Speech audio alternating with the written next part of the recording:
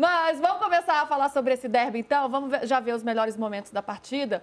Uma partida em que o Corinthians foi superior em campo, né? Vamos ver aí a vitória do Corinthians sobre o Palmeiras no Allianz Parque. Foi 2-0, um caminho aberto por uma expulsão logo no início ali que condicionou o jogo, né? Aníbal Moreno, aos 14 minutos de jogo, deu uma cabeçada no Martínez, o Daronco foi chamado pelo VAR, mas me parece que foi ali uma decisão clara, né, Lívia? Como é que você viu esse início e essa expulsão que acabou condicionando esse jogo também? É uma expulsão muito justa, pelo lance, pela agressão, né, que foi ali do Aníbal. Mas, assim, o Corinthians já era melhor nos primeiros 14 minutos, né? Teve ali alguma outra chance e dominava, pelo menos, as ações do campo ofensivo. E até me surpreendeu muito a postura do Corinthians, né, no Allianz. Eu imaginava que o Dorival teria um pouco mais de cautela no início. E com a expulsão, parece que o Corinthians ficou um pouco perdido em campo depois da expulsão. Então, os primeiros 14, 15 minutos do Corinthians foram muito bons para ali, entendeu? 11 contra 11.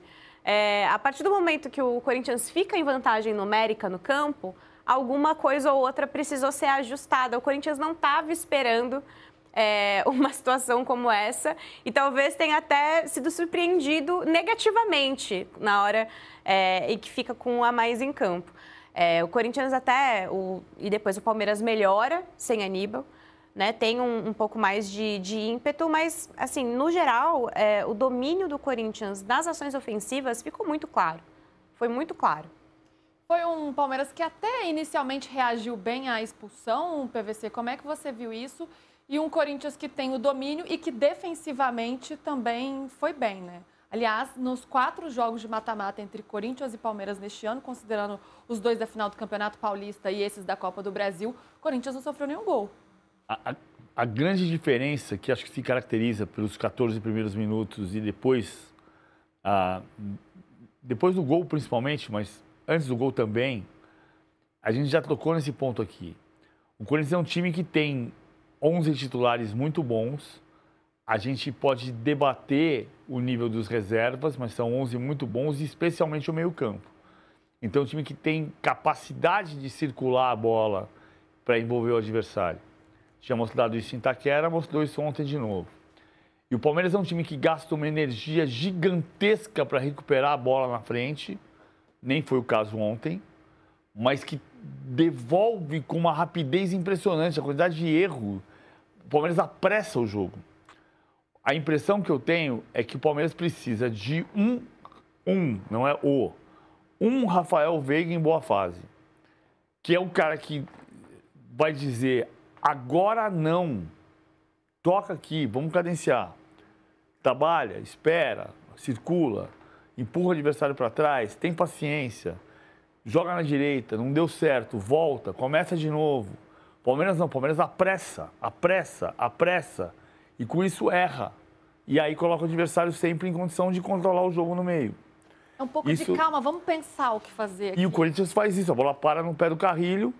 O Martínez fez ontem uma partida exuberante. Para mim, o Garro foi o melhor do jogo.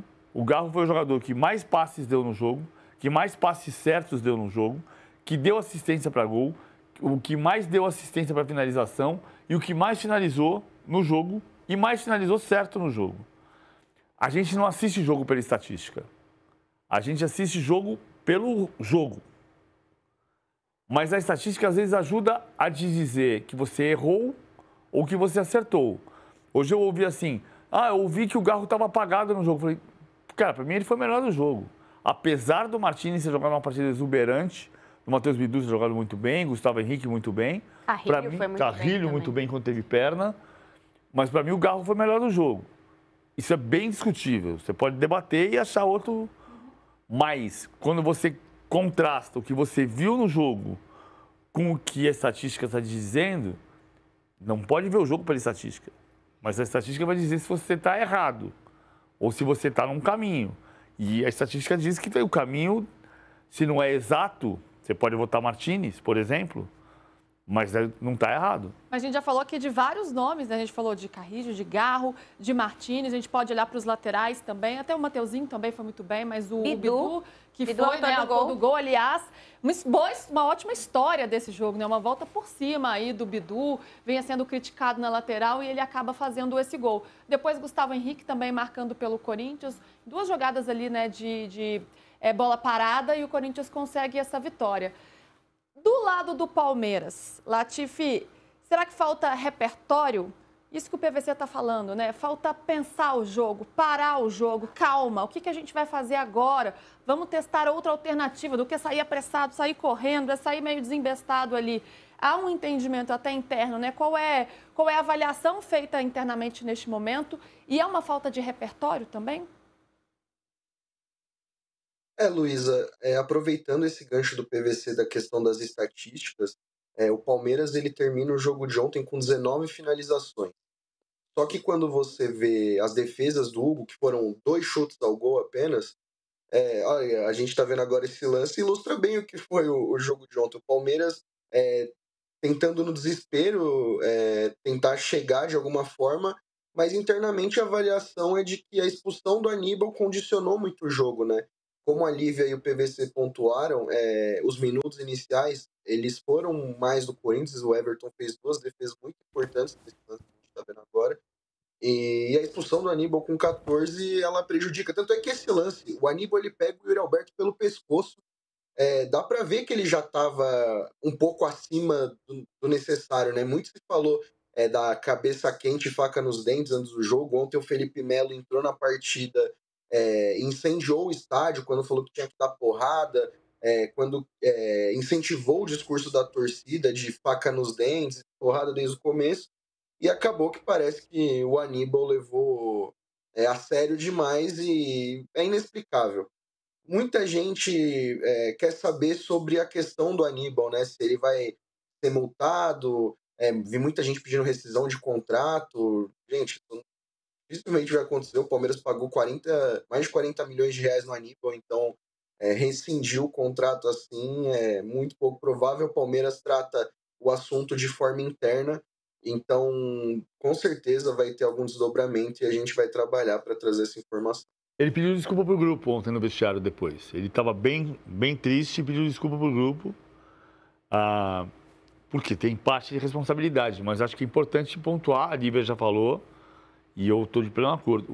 O jogo já estava para o Corinthians antes da expulsão.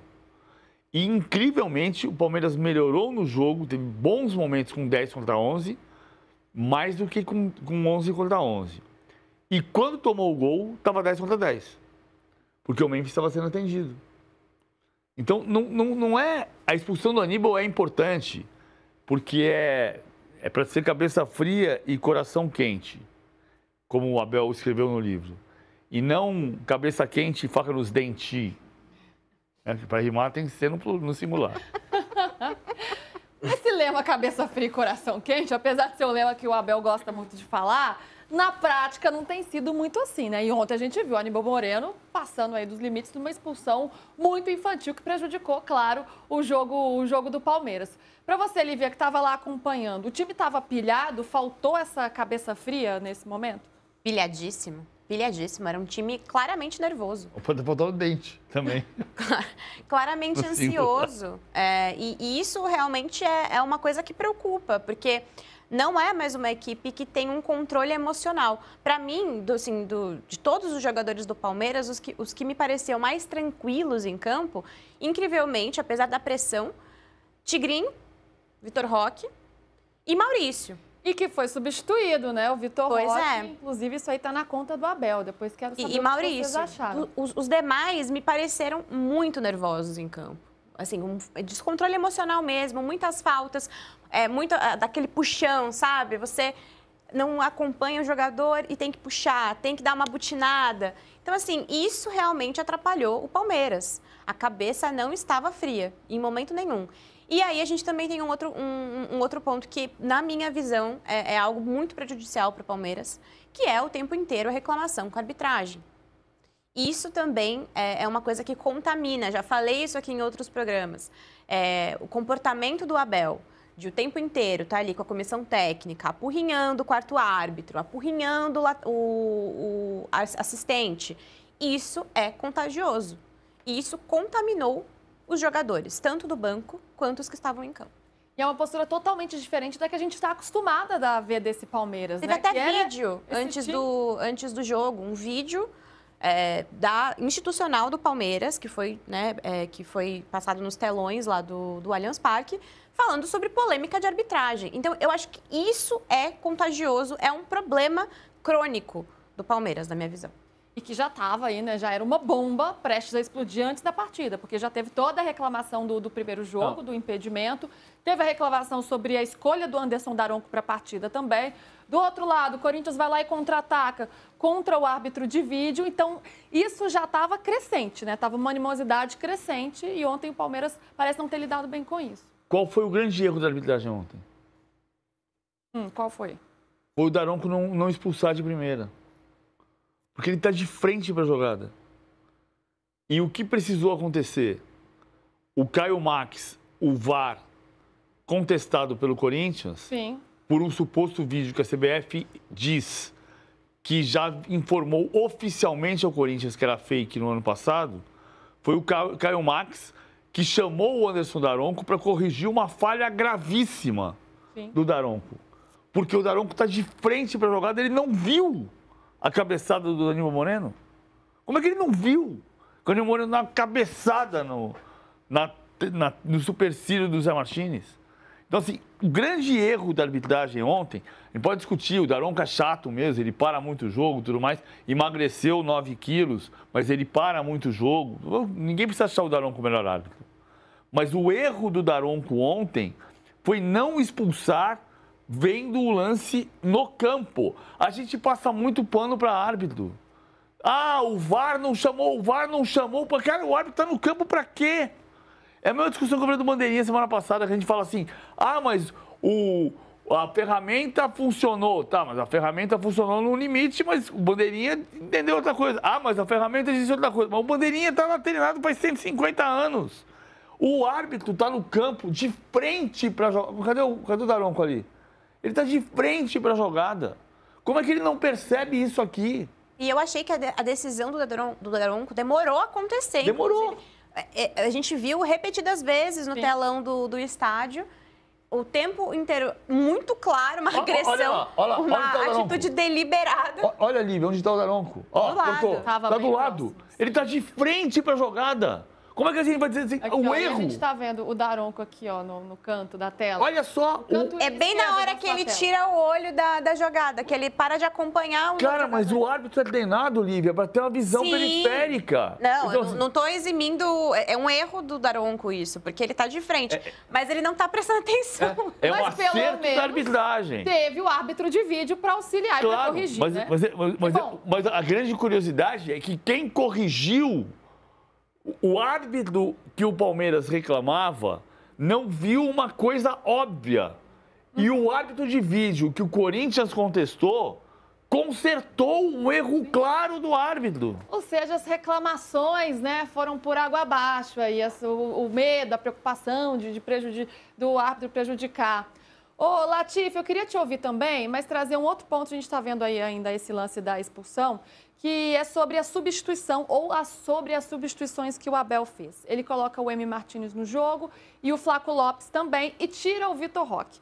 Muito palmeirense ficou bravo, né, porque considerava que o Vitor Roque estava muito bem no jogo, ele estava ali ganhando as disputas, atraindo marcação, se movimentando bem. Para mim, ele era ali um dos melhores em campo naquele momento e ele é substituído. Como que isso está reverberando, repercutindo na torcida do Palmeiras? E para você, foi um erro também tirar um tigrinho ali, tirar o tigrinho no meio do jogo? Um tigrinho é ótimo. Pois é, Lu, essa situação do Vitor Roque pegou todo mundo de surpresa, porque era um dos melhores do Palmeiras, estava caindo pelos lados do campo, e a explicação que o Abel Ferreira deu foi pela estatura, né? O Palmeiras, depois da expulsão do Aníbal, criou as melhores oportunidades cruzando bolas na área. Então o Abel imaginou que no segundo tempo as melhores chances também seriam construídas na bola aérea e colocou o Emi e o Flaco, que são jogadores mais altos. só que o time piorou, né, e não funcionou. E todo mundo ficou muito inconformado, né, porque a questão da grana investida em reforços virou desculpa de cobrança para tudo, né, dentro do Palmeiras. Então, tirou o Vitor Roque, pagou 25 milhões de euros e tira o jogador do time no meio do jogo decisivo, não dá para entender.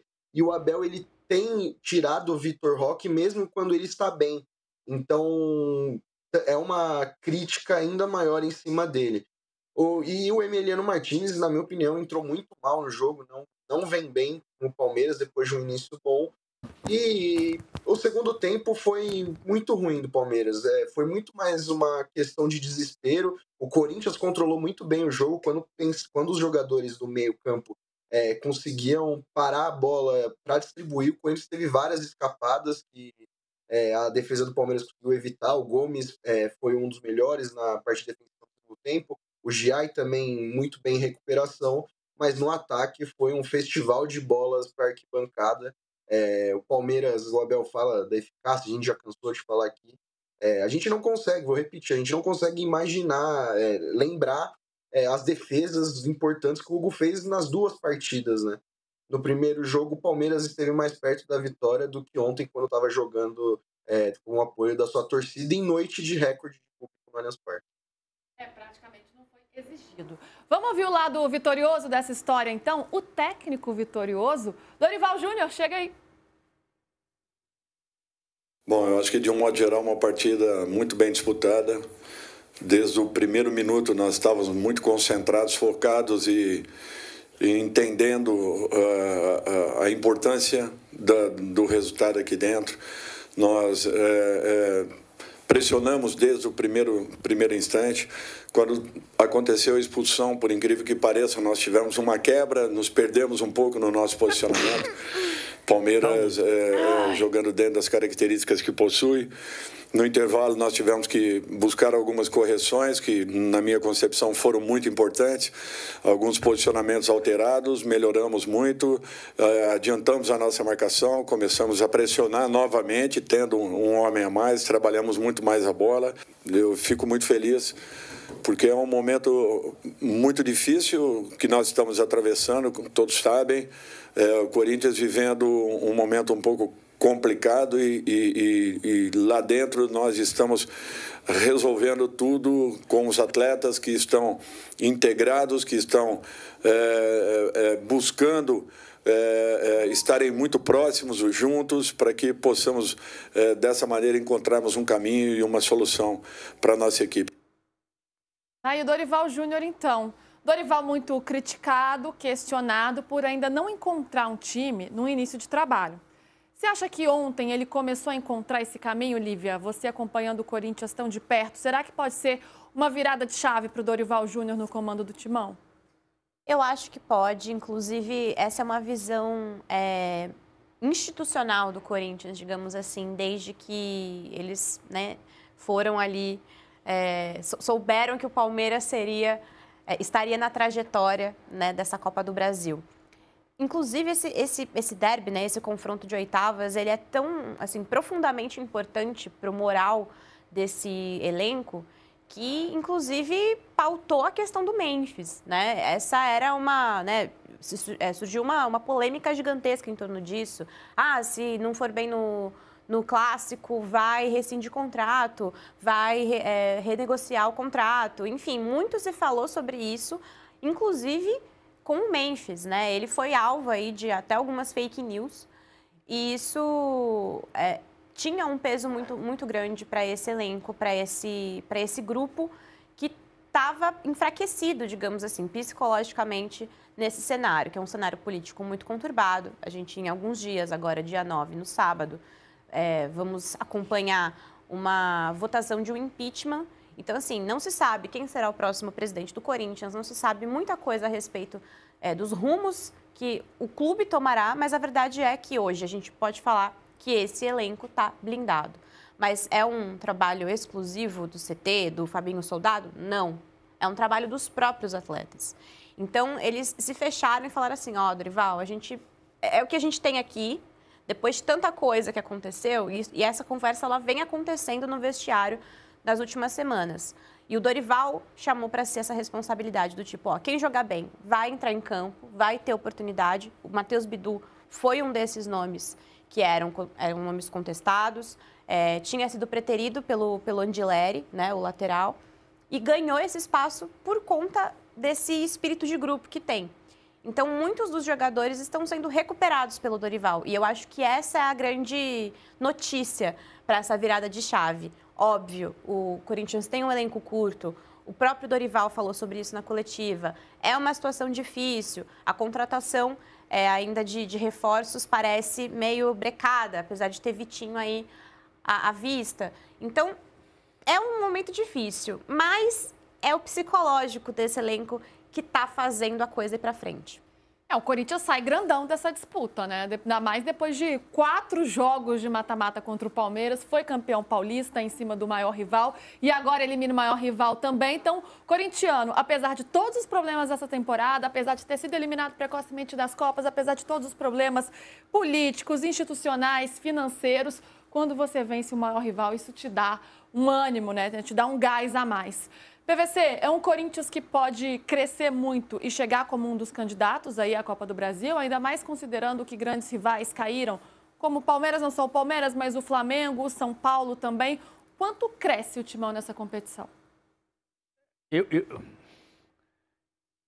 não arrisco dizer que o Corinthians vai ganhar a Copa do Brasil, mas a gente viu temporadas recentes do Corinthians ruins e com grandes campanhas na Copa do Brasil. Vice-campeão de 2022 da Copa do Brasil, semifinalista do ano passado na Copa do Brasil, podia ter eliminado o Flamengo. O Flamengo jogou com 1 a menos e o Flamengo defendeu o jogo inteiro num 5-4-1, 5-4-0, porque tinha 10 homens. Então, 5-3-1. Mas assim, é muito relevante para o Corinthians ganhar 4 dos últimos 7 clássicos.